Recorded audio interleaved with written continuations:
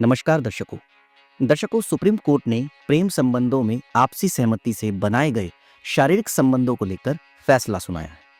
आपसी सहमति से बने शारीरिक संबंध से जुड़े एक दुष्कर्म के मामले में दर्ज प्राथमिकी को सुप्रीम कोर्ट ने रद्द कर दिया। दायर की गई याचिका पर सुनवाई करते हुए सुप्रीम कोर्ट ने कहा कि महिला आपसी सहमति से शारीरिक संबंध बनाने के बाद दुष्कर्म का मामला दर्ज नहीं करा सकती। इस तरह के मामलों पर एससी ने चिंता जताई है। मुंबई के खारगर पुलिस स्टेशन में महेश धामूखरे के खिलाफ वनीता एस जाधव द्वारा दर्ज कराई गई 7 साल पुरानी एफआईआर पर फैसला सुनाया है।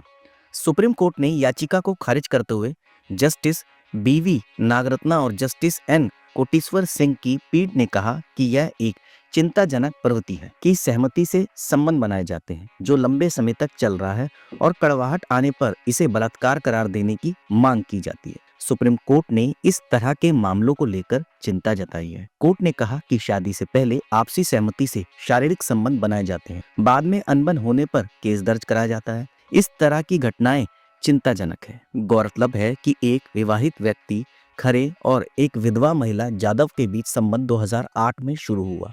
जाधव ने आरोप लगाया है कि धोखेबाज प्रेमी व्यक्ति ने उससे शादी करने का वादा किया था, जिसके बाद उन्होंने संबंध बनाए, लेकिन बाद में वह शादी के वादे से मुकर गया। इसी मामले पर कोर्ट ने अपना फैसला सुनाया और रिपोर्ट को खारिज कर दिया। अदालत ने कहा है कि शिकायतकर्ता के आचरण से स्पष्ट रूप से पता चलता है कि वह एक परिपक्व व्यक्ति है जो अपनी कृत्यों के परिणामों को स्पष्ट रूप से समझने में सक्षम है और वह इस बात से पूरी तरह से अवगत थी कि वह एक विवाहित व्यक्ति के साथ किस तरह के अवैध संबंध बनाए हुए थी और वह पूरी तरह से जानती थी। वह जानते हुए कि अपीलकर्ता पहले से ही शादीशुदा था और उसकी 2 पत्नियां थी। सुप्रीम कोर्ट ने कहा कि यौन संबंध के लिए सहमति के आधार पर शादी करने के झूठे वादे के उल्लंघन की शिकायत महिला को तत्परता के साथ दर्ज करानी चाहिए। यह वर्षों तक शारीरिक संबंध जारी रखने के बाद नहीं करानी चाहिए। इसके अलावा दर्शकों, दिल्ली के पूर्व मुख्यमंत्री और आम आदमी पार्टी के राष्ट्रीय संयोजक अरविंद केजरीवाल ने राजधानी की कानून व्यवस्था को लेकर गंभीर सवाल उठाए और केंद्र पर हमला किया। उन्होंने आज प्रेस कॉन्फ्रेंस करके कहा कि भारी मन से बताना पड़ रहा है कि पिछले 1.5 साल में दिल्ली की कानून व्यवस्था बहुत बिगड़ गई। राजधानी में गैंगवार, रंगदारी, महिलाओं के साथ आपराधिक वारदातें दिल दहलाने वाली। पूर्व सीएम अरविंद केजरीवाल ने कहा कि आज लोग कह रहे हैं कि दिल्ली सबसे असुरक्षित राजधानी है। आज दिल्ली के लोग दहशत में हैं। आज से 10 साल पहले लोगों ने मुझे बिजली, पानी, स्वास्थ्य, शिक्षा की जिम्मेदारी दी थी, जो हमने ठीक की। लेकिन दिल्ली की कानून व्यवस्था की जिम्मेदारी जिसके हाथों में है, वह इसे संभालने में फेल है। आपके राष्ट्रीय संयोजक अरविंद केजरीवाल ने कहा कि साल 2022 में 522 मर्डर हुए।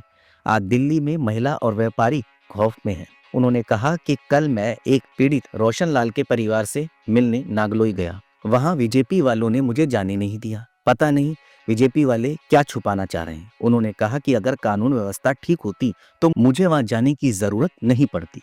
अरविंद केजरीवाल ने दावा किया कि पुलिस के रिकॉर्ड में 160 रंगदारी की फोन कॉल्स है, बल्कि इससे ज्यादा है। ज्यादातर लोग तो रिपोर्ट ही नहीं करते। खौफ के चलते बिजनेसमैन दिल्ली छोड़कर दूसरे राज्यों में जा रहे हैं। दिल्ली में महिलाओं के अपहरण और बलात्कार हो रहे हैं। कहाँ है कानून? उन्होंने कहा कि यहाँ एक पुलिसकर्मी किरण पाल को चाकू मार दिया गया। ऐसी बहुत सी वारदातें हैं जो चौंकाने वाली और डराने वाली है। उन्होंने कहा कि मैं कानून व्यवस्था संभालने वाले से पूछना चाहता हूं कि क्या आपसे दिल्ली संभल नहीं रही? लोग कहां जाएं? मैं दिल्ली की महिलाओं से पूछना चाहता हूं कि क्या वो दिल्ली में खुद को सुरक्षित समझ पा रही है? दर्शकों, आपको बताना है कि वाकई में दिल्ली क्राइम कैपिटल हो चुकी है, यानी कि दिल्ली राजधानी अब सिर्फ क्रिमिनल्स के लिए या आम जनता के लिए भी? ये आप कमेंट करके बता सकते हैं।